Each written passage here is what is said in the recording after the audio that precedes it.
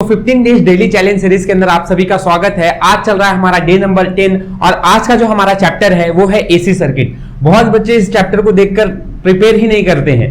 जी बच्चों, यहां से आप एमएसटीसीटी में 3 क्वेश्चन एक्सपेक्ट करते हो और मुझे एसी सर्किट से लगता है कि देखो क्वेश्चन या तो डिफिकल्ट आता है या तो इजी आता है। अब इजी क्वेश्चन आएगा तो किस तरह से आपको क्वेश्चंस पूछे जाते हैं और कौन सा कॉन्सेप्ट जो है वो इस चैप्टर में ज्यादातर आता है उसके बारे में हम बात करेंगे। देखो बच्चों, अगर कॉन्सेप्ट में देखा जाए तो आप लोगों का एक्सेल मतलब इंडक्टिव रिएक्टेंस जो है ना, इंडक्टिव रिएक्टेंस, कैपेसिटिव रिएक्टेंस, ये जो क्वेश्चंस रहते हैं ये आते हैं। अब इंडक्टिव रिएक्टेंस का फॉर्मूला ओमेगा इंटू एल रहता है, आप फटाफट सिर्फ इतनी ही चीजें समझो। And capacitive reactance omega into C होता है।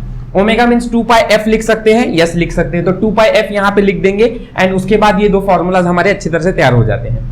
Z जो होता है वो इंपीडेंस होता है एंड इंपीडेंस का फॉर्मूला जो रहता है वो R का square plus XL minus XC का स्क्वायर। ठीक है, ये होता है आपका इंपीडेंस का फॉर्मूला। अब थोड़ा ध्यान से समझना, यहां पे अगर आप लोगों को देखो इस क्वेश्चन में ही देखोगे तो एलआर लिखा हुआ है। एलआर मतलब आपका इंडक्टिव और रेजिस्टेंस, यही दो चीजें हैं। तब आपका फॉर्मूला इंडक्टिव के लिए क्या हो जाएगा, R का स्क्वायर प्लस XL का स्क्वायर। यहां पे XC नहीं आएगा। जिस सर्किट के बारे में, जैसे यहां पे CR सर्किट बोल दिया रहता तो CR का मतलब क्या रहते, सिर्फ आप XC को रखते। तो इस तरह से आप लोगों को फॉर्मूला पहले समझ लेना है कि आप अरेंज इस तरह से करोगे। ठीक है, इसके बाद चौथा कंसेप्ट है रेजोनेंस। रेजोनेंस में क्या होता है कि XL इक्वल टू XC होता है। ठीक है, तो इसके लिए ये फॉर्मूला आपको याद रखना है कि it is frequency 1/2 pi under root L into C। ठीक है, तो ये ज्यादातर यही 4-5 कंसेप्ट्स पे रिलेटेड सीईटी बार बार सवाल पूछता है। जैसे कि फॉर एग्जांपल आप ये क्वेश्चन देखोगे तो आपको 21 में और 23 में पूछा गया है। ऐसे ही सिमिलर टाइप के क्वेश्चंस आपको एमएसटीसीटी में पूछे जा सकते हैं। तो देखो आओ कैसे इसको सॉल्व करना है, समझना, कंसेप्ट को समझना। सी क्वेश्चन क्या है, एन ईएमएफ E ये इतना कुछ दिया हुआ है is applied to a LR circuit of inductance 3 milli henry. देखो बच्चों, यहाँ पे ये आपको इक्वेशन देने के बाद वो बोले रहे हैं कि एलआर सर्किट है जिसका इंडक्टेंस 3 मिली हेनरी है, तो एल की वैल्यू 3 मिली हेनरी आपको देके रखी है। ठीक है, अच्छी बात है। ठीक है, एंड रेजिस्टेंस मतलब आर आपको दिया हुआ है 4 ओहम।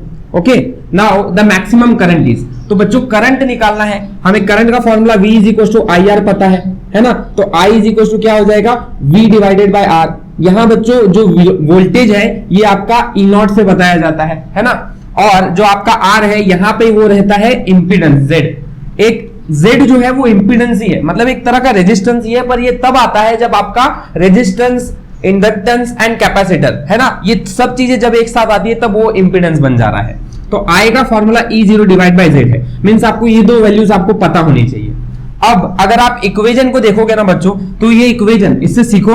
इक्वेशन क्या है, E इज इक्वल टू, ये जो इक्वेशन है इसका जनरल फॉर्म रहता है E0 cos 1000 into T। 1000 means omega T। ठीक है, ओमेगा T। दैट मींस आप अगर कंपेयर करोगे तो आपको E0 कितना मिल रहा है, it is giving us as 4 and omega आपको मिल रहा है 1000।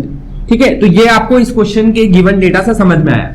Okay, now if I see E0 मतलब ये तो मुझे पता है, प्रॉब्लम है इस Z का। तो Z कैसे निकलेगा, ऊपर देखो, ऊपर में आपको सिखाया था मैंने कि यहां पे आप लोग क्या करोगे, Z के लिए Z equals to under root of R का स्क्वायर प्लस XL का स्क्वायर। ठीक है, XL का क्यों, क्योंकि XL मतलब ही आप लोगों का क्या है बच्चों, यहां पे एलआर सर्किट देने की वजह से सिर्फ लगा रहे हो।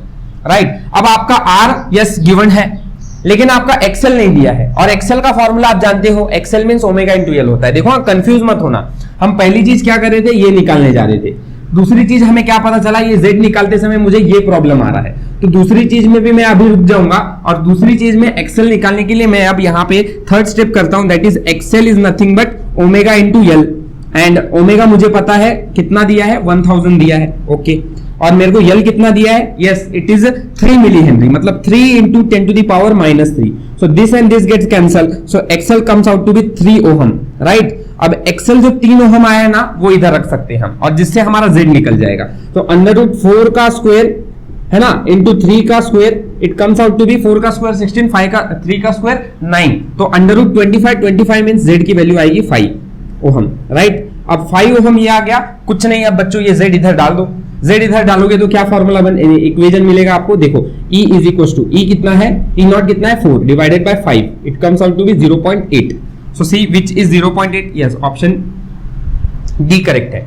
एंड देखो क्वेश्चन में आप लोगों को बहुत कुछ सीखने जैसा था, इसलिए इस टाइप के क्वेश्चंस आप समझ कर चलो, क्योंकि ये क्वेश्चन आप लोगों को एग्जाम में पूछा जा सकता है फिर से। ठीक है, ऐसे कॉन्सेप्ट को बदल देंगे, यहां एलआर सर्किट दे देंगे, इंडक्टेंस को बदल देंगे, रेजिस्टेंस बदल देंगे और question same to same maximum current निकालने को बोल देंगे। तो आप लोगों को ये कंसेप्ट समझना है कि मैंने स्टेप बाय स्टेप प्रोसेस सोची कैसे और किया कैसे। ठीक है, तो आपको ये क्वेश्चन आया एग्जाम में तो सॉल्व करना आएगा।